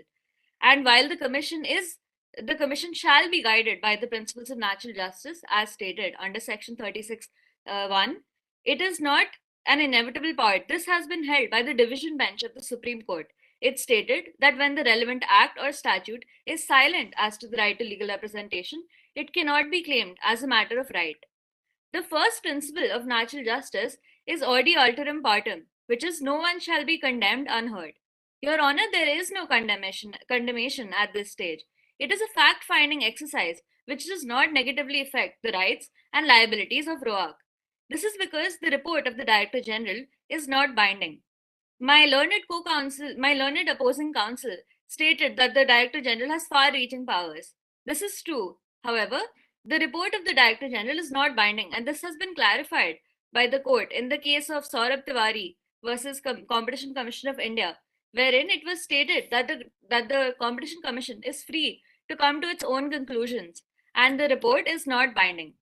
Secondly, this has been held as a very relevant factor in granting the presence of counsel that the investigation stage is not adjudicatory in nature. It is a fact-finding exercise, and no verdict is given. And this has been stated in the case of South Asia LPG Company versus Private Limited versus Competition Commission of India. The council would also like to talk about the Pool Pandey versus Superintendent case, wherein it was held that during the stage of an investigation, a person is not an accused. Merely for the possibility of being an accused in the future, they cannot insist on the presence of a lawyer. The court has held that the rights reserved for accused under the Constitution in say Section 20 cannot be extended to those. The Commission, the CCR, has powers of the court of a criminal law or a civil law? The Competition Commission has the powers of the code as given in the Code of Civil Procedure 1908, has the powers of a civil why, code. Why are you talking about offences and all, taking evidences in offences? Yes, Your Honor. This was in the council was merely talking about how the right to natural justice is. Article 20, we have protection against self-incrimination, everything. In a criminal cases, that is different. Here it is a civil matter. Here we are dealing with a statutory right under the CCE, Competition Act. You can restrict to that area. Otherwise, it will be unwielding area. Also, if you can, keep in mind Section 36, right? That when the commission is discharging its functions, it has to be guided by the principles of natural justice. So you can address that as well. Yes. Yes, Your Honor. With regards to Section 36, it states that Section 36 subsection 1, it states that the Competition Commission shall be guided by the principles of natural justice. This the word shall implies that it shall be guided by these. It is not a matter of right, and therefore ROA could not claim its lawyers as a matter of right. Even if the Competition Commission did go by the principles of natural justice, it has been held that the right to legal representation is not an inevitable part of natural justice, and this has been held in the case of CCI versus SAIL as well. The council, if the tribunal is satisfied with it does not have any more questions with regards to the first argument. The council would now like to move to a second I argument. want to ask which one further- question. Council, can you answer one or two questions over here?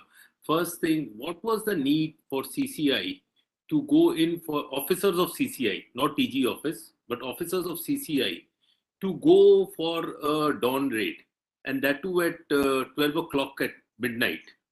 So what was the teeming hurry, and what is the provision under which officers of the Competition Commission of India can go on a raid and not first form a prima facie view and then direct the DG to conduct an investigation? Yes, Your Honor. So the right of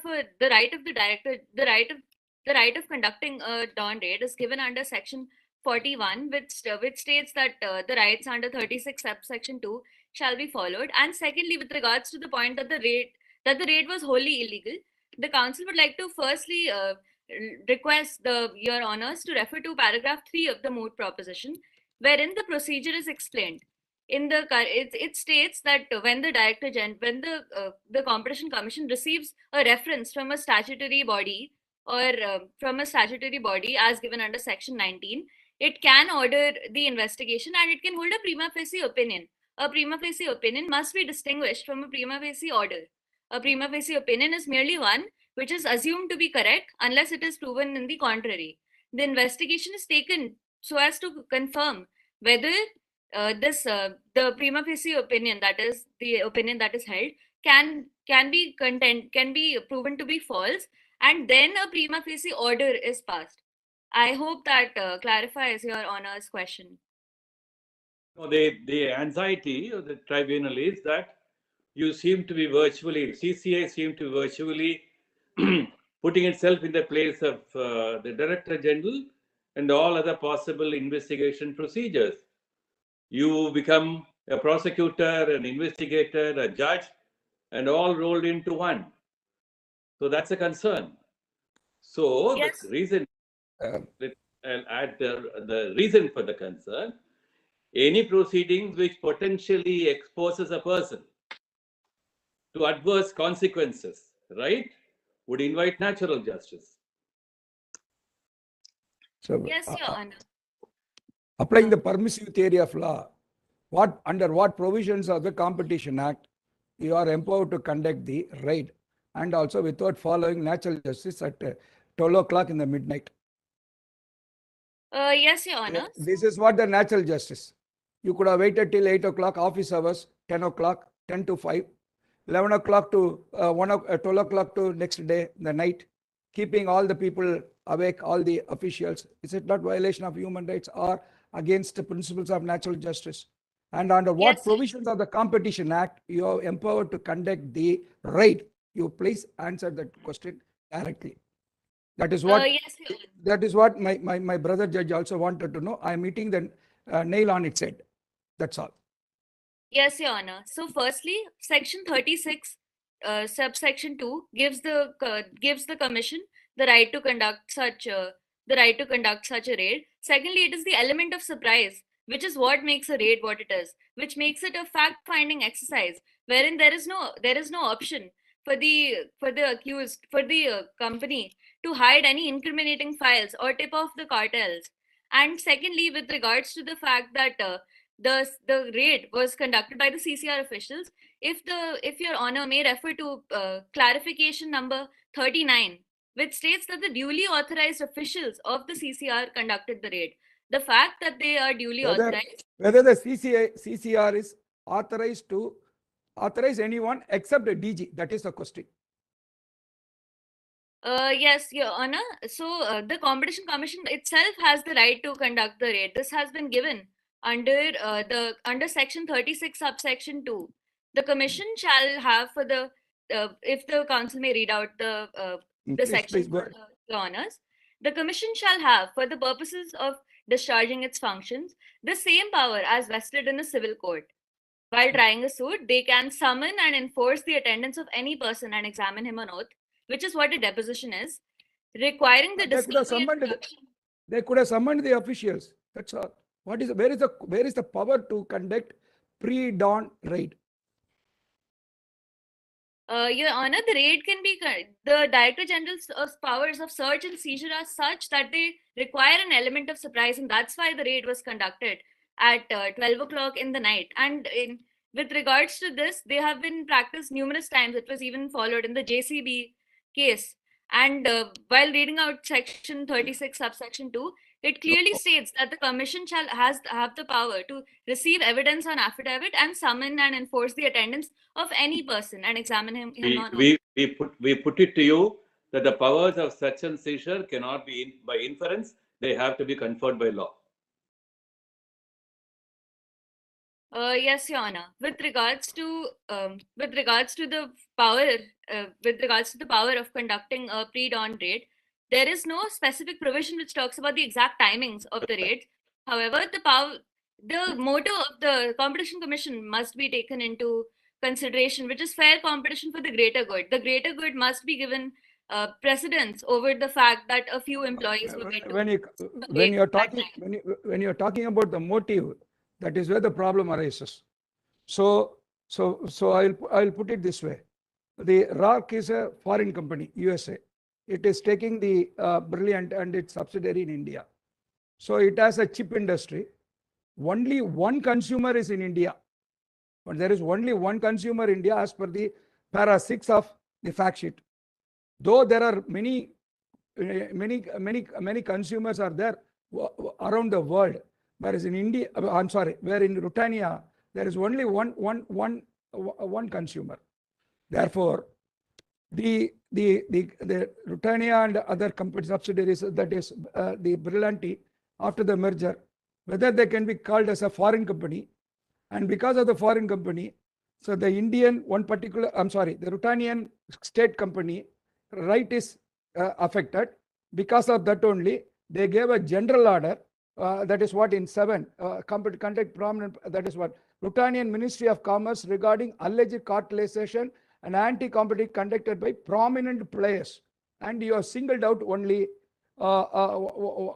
this particular country. So that is why the motive is, since you have raised the motive issue, it has been a clarification is sought in this regard. Yes, Your Honor. With regards to the fact that there is only one consumer in the defense sector, the council would like to point out to the fact that while India has a monopsony economic model in the defense sector, the same has not been stated to be the case for Ruritania, as in the facts given in the proposition. Secondly, with regards to the fact that ROAC and Brilliant form a single economic entity, the fact of the matter is that ROAC has decisive influence over Brilliant because it holds a controlling stake. This has been given under clarification number 17 of the MOOT proposition. And the council would like to clarify what Your Honor talked about with the right of ROAC being violated with regards to the dawn raid in question. I question the motive, anything on motive, because they are acting, the CCR is acting as an extended arm of the government of Rutania. That is what our doubt is all about. Your Honor, regarding motive, that's all. With regards to the motive, the commission's prior motive, only motive, is to ensure that competition is not hindered. And in the current case, the close affinity, as shall be proven in my arguments for issue number 3, the close affinity between ROAC, Gen Z, and Brilliant together is having an appreciable adverse effect on competition, and such a presumption is raised under section 3, subsection 3 of the subsection 3 of the Competition Act, which the council shall be furthering in her arguments for issue number 3. With regards to issue number 2, the council would just like to take 1 more minute to address a few questions. So firstly, with regards to section 46A, which was mentioned by the opposing counsel, section 46A requires the submission of a letter before lawyers are allowed. No letter has been given in this case.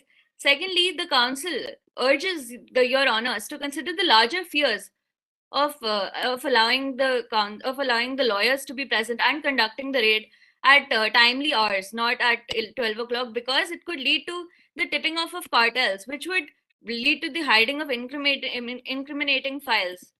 Secondly, the right to practice under Article 30 is not absolute, and the right to practice is given under Section 30 of the Advocates Act 1961. This act allows lawyers to present before anybody legally authorized to take evidence, but the act in question must allow them to be present. And in the current case, the act is silent as to this matter. And while interpreting the silence, the council sincerely requests the tribunal to consider the intent and purpose of the act of the lawmakers. You They see, clearly counsel, your I think interpretation of Advocates Act is not correct. This is not a question of right of an lawyer to be present. It is the question of a right of the party to be represented by a lawyer during such investigations or inquiry. That is the issue. Whether the denial to give permission, you see, to lawyers would be in violation of principles of natural justice or not, that is the issue. Not whether lawyers can appear or they cannot appear. Yes, Your Honor. With request to this, the council first made a case for why the principle of why the exclusion of natural justice principles must. Why, firstly, the right to legal representation is not an inherent part of natural justice. Secondly, with regards to the advocate's right to practice, this was brought up by the opposing counsel, and therefore the council included this in her arguments to show that the right to practice is not absolute, and it is the act which must be considered. When do you form your prima facie view? Simply because you receive a communication from Ministry of Commerce that it should, we are referring the matter to you, you straight away start the investigation, you form a prima facie view? Your Honor, as given in the procedure under Section 26 of the Act, the CCR, when it receives a reference from a statutory authority, empowers it to conduct investigation into this under Section 19. Also, with regards to the investigation, it needs to have a warrant, which was present in the current case. And the prima facie opinion is merely one which is considered to be right before it is proved wrong. And then an investigation, the CCR is empowered to conduct an investigation, after which it can pass an order. An investigation is passed to just as a fact-finding exercise. It is not a hearing, and therefore the council contends that the right to legal representation is not a sine qua non. It is not an essential.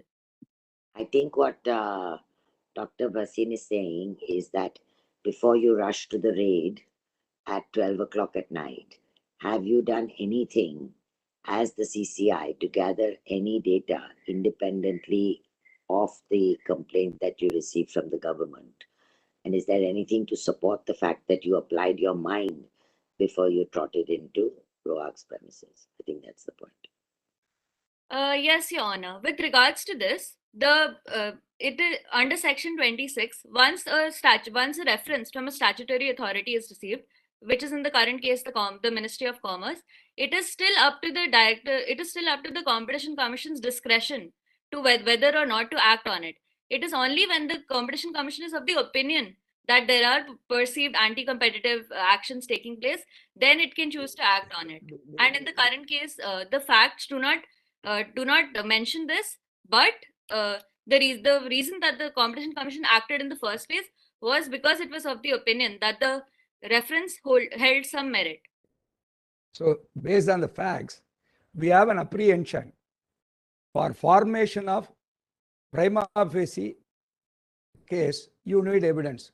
Here, you have already formed a prima facie case and you are finding evidence. So it is happening in reverse direction. This is what the facts clearly established. That is where we are asking about the motive of the CCR. So that is what Madam, both all the judges are having apprehension. That's all. I think it's a gun jumping on part of the CCR.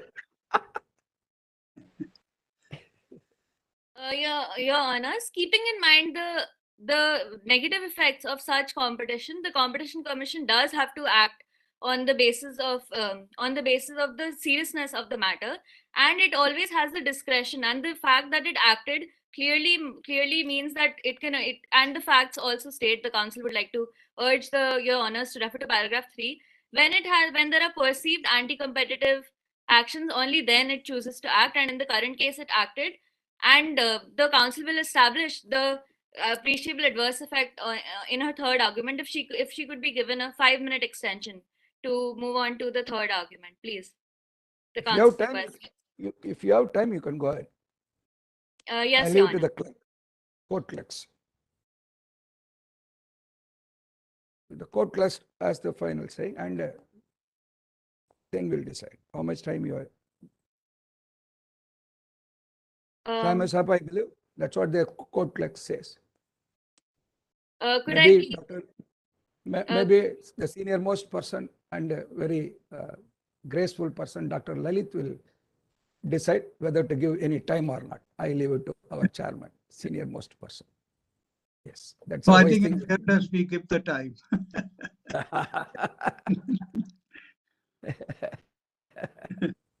Yeah, you have the time. Now, please don't waste the time. Yes, Your Honor. The council is really grateful for the same. The council shall be addressing issue number 3 in 3 prongs. Firstly, the council would like to contend that there exists an agreement between ROAC and Gen Z. An agreement is defined under section 2B, and it has a very wide and expansive definition. It includes any arrangement or understanding or concerted practice. In the current case, there is a sharing of information and the acceptance of the same by Gen Z. Therefore, it does qualify to be an agreement because both the parties are acting in tandem, and they are acting in some sort of there is some sort of agreement in the same. Secondly, section 3 subsection 3 covers horizontal agreements between parties who are engaged in similar or identical trade of provisions of services. In the current case, the information exchange is between Gen Z and ROAC, and they are both Counsel, competitors who engage. Counsel, I get the information from the clerks that your time is up, and now only you have opened up the 1 hour argument. How much time actually you need it, which we have to cut it in your rebuttal time, rebuttal time. How much time exactly you need?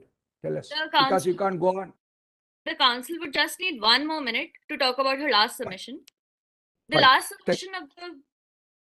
submission, thank you, much obliged, Your Honor. The last submission of the council is that while the agreement firstly falls under section 3 subsection 3 and has an appreciable adverse effect on competition, because the information related to prices is considered the most economically charged, and unless it is proven to the contrary, undertakings participating in such practices are assumed to take this into account when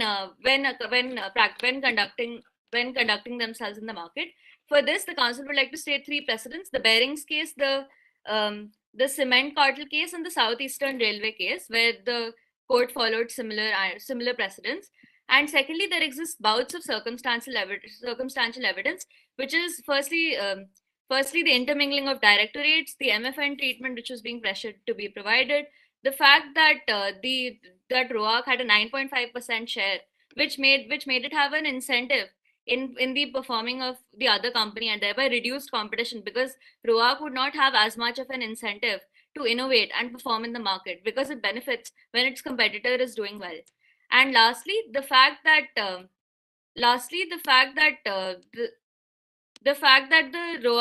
CEO of ROAC had a seat on the board of directors of Gen Z. The council would thus like to conclude and would like to move on to her prayer, if time is permit. Whatever be the arrangement, right? Even doubtful. Question would be whether it has an impact on the relevant market.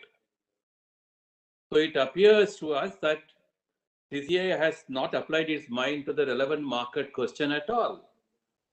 So it becomes irrelevant that they've entered into an agreement. So you seem to be proceeding from the end to the beginning. Yes, Your Honor. So with regards to this, the council would like to cite 2 sections. One is section 3, which says that any agreement which shares information which is directly or indirectly which can indirectly or directly affect the prices, and which shares information related to the geographical market, the consumers, and the number of customers, shall be presumed to have an appreciable adverse effect. And when such presumption is made, factors given under section 19 subsection 3 must be considered. And the commission is of the view that the fact that, for example, MFN treatments can lead to excessive price transparency, thereby leading to price parallelism against among the competitors, and the dilution of competition due to the close affinity between ROAC and Gen Z, that negative factors in section 19 subsection 3 outweigh the positive factors, and it is now up to the firms to rebut such a presumption. And this has been given in the Rajasthan Cylinders versus CCI case as well. Is Your Honor satisfied with this answer, or would... Go ahead. We reserve our comments. Okay. Yes, yes. We cannot say whether we are satisfied or not. We'll reflect it in our final Go judgment. ahead.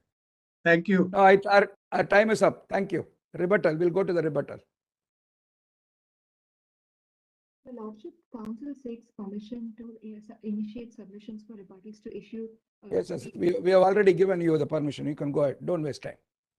Your Lordship, on the matter of refusal to trade, it's clear that there are concession made by the CCI that there was a controlling stake that existed between Brilliant and ROARC. Because there exists a controlling stake, they need to be perceived as a subsidiary as defined under the Companies Act.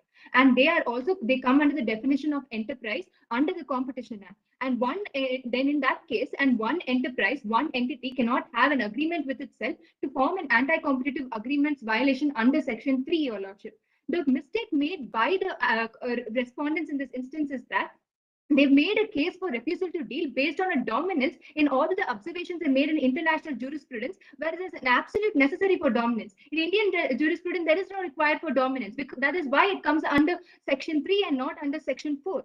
And that is why the test that they employ to see whether there is a object or per se violation is irrelevant, but rather effect has to be seen. That means there needs to be an AAEC. It is clear from the facts that there is an alternative to Brilliant in the form of Atlas given in para 6. If there is an alternative, you can always go and produce them chips, continue to produce chips in the market. That means there is nothing of the harm that is identified. But this is... Your Lordship, do you have a question? No, but normally in rebuttal, we don't ask questions. Yeah. Okay. You are rebutting what they submitted. That's all. We can, at the end of the rebuttal, we may ask some clarification. That's all, if it is necessary. Go ahead. Low bandwidth video is not currently available. Okay, fine.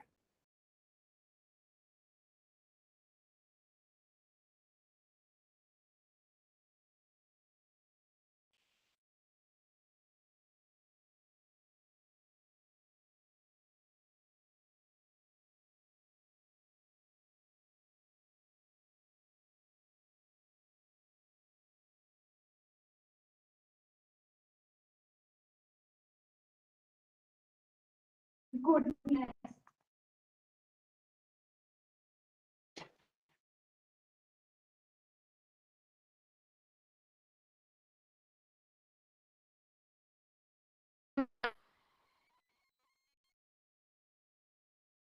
Audible?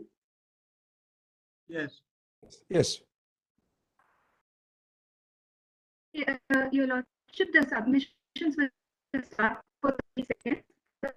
Your Lordship, another observation under refusal to deal, they say that there is an unreasonable restriction placed on them because there's a 25% increase in the licensing fee. How this has affected or refused, because this is a constructive refusal that they speak of, has not been pointed out or explained. In that instance, refusal to deal cannot be proven, Your Lordship. On the second thing, on cartelization, Your Lordship, it is also submitted that the circumstantial evidences that they point towards an agreement is in the form of them saying that there exists a board seat, and this board seat, the facts is very clear in saying that it is an individual capacity. So ROAC does not have a seat with Gen Z to coordinate and make sure the prices align for themselves. That kind of effect is unlikely to happen, Your Lordship. And then if in that case, if there is no circumstantial evidences, especially in the form of like documentary evidence that they say is a pricing exchange, then there is no effect that can be proven to be negatively affecting the market. And as long as that effect does not exist, cartelization also cannot be made out, Your Lordship. My co-counsel will continue responses for first and second, Your Lordship. What is your time? 5 minutes? Yes, and 1 minute, 30 seconds should stop now. last time and Yeah, right go now ahead, go ahead. she stopped at Make it 105. short and sweet. Make it short and sweet. Okay.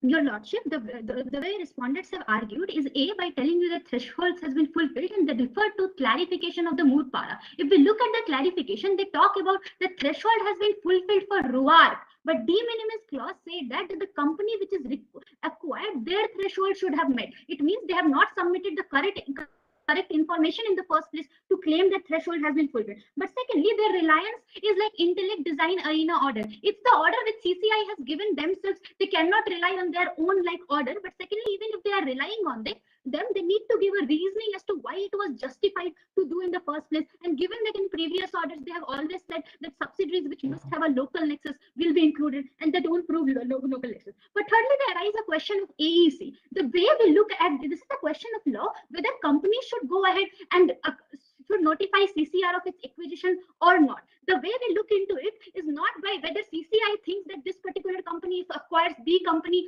will be having an adversarial effect. And that's the reason that thresholds or regulations of combination is given there. So this is not the question of AEC, but this is a question of whether they meet the threshold and etc. But lastly, they go ahead and calculate sponsor-related and standalone financial. Even if they go ahead and do it, they have to look at brilliant Ruritania. They don't have any reason to look at brilliant specialties, and respondents have given you no reason to believe so. Coming to issue 2.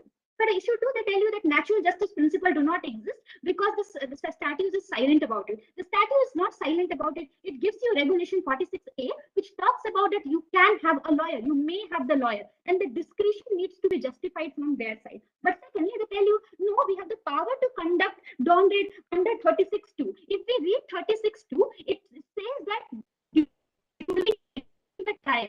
If they concede that this sort of dawn raid is a part of trial, then it automatically gives them a right to have representation. But in this case, this is not something that has been fulfilled because it is not a trial, but rather it is preliminary inquiry. But secondly, they also say that there needs to be a submission of letter. It is nowhere mentioned in the notification that you have to submit a letter. But even if that is the case, given that the dawn raid timings are at midnight, they could have waited for the lawyer and responded majorly on pool. This case is a Foreign Exchange Regulation Act. This is not this particular reasoning, they have to tell you why this reasoning is ability. But lastly, they tell you illegality, they tell you prima facie opinion and prima facie on the basis of created. But secondly, in the regulation created by CCI general election, given the process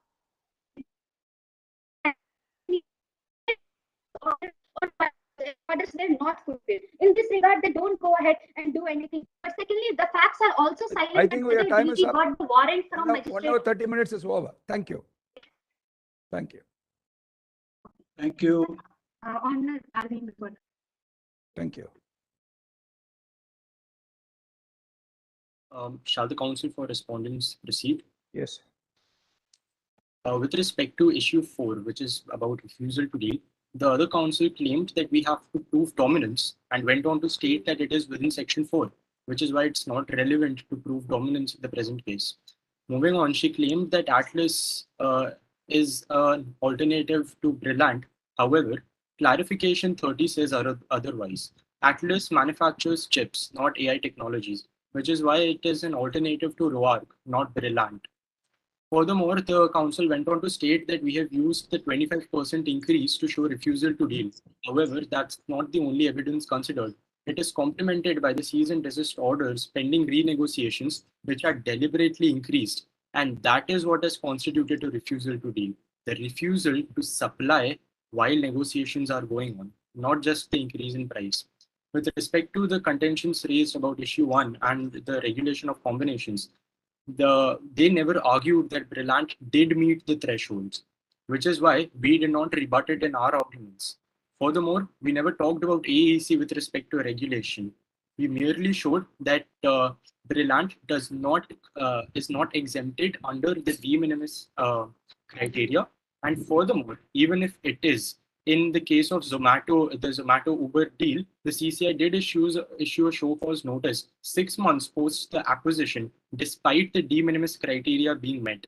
thus clearly signifying that irrespective of the exemptions, CCI does have a right to at least issue a show cause notice.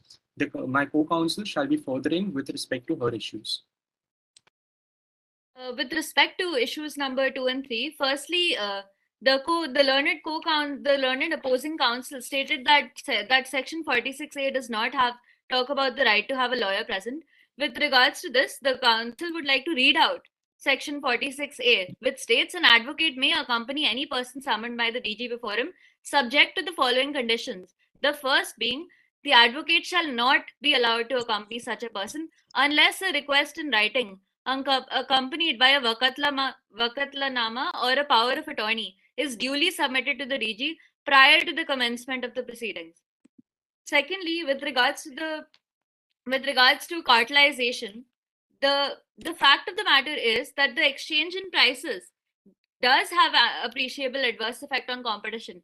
Despite there being no conclusive proof of the same, circumstantial evidence is always accepted, and under section 3 subsection 3, it is presumed agreements under section 3 subsection 3 are presumed to have anti-competitive effect, and it is up to the firms in question to rebut such a presumption. And secondly, the fact is that ROAC does have two board seats. The learned opposing counsel stated that was not the case.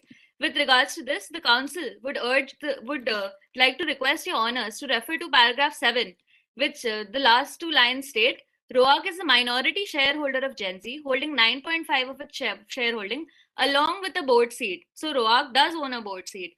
The second line says, the Ruritanian CEO of ROAC is also an independent director.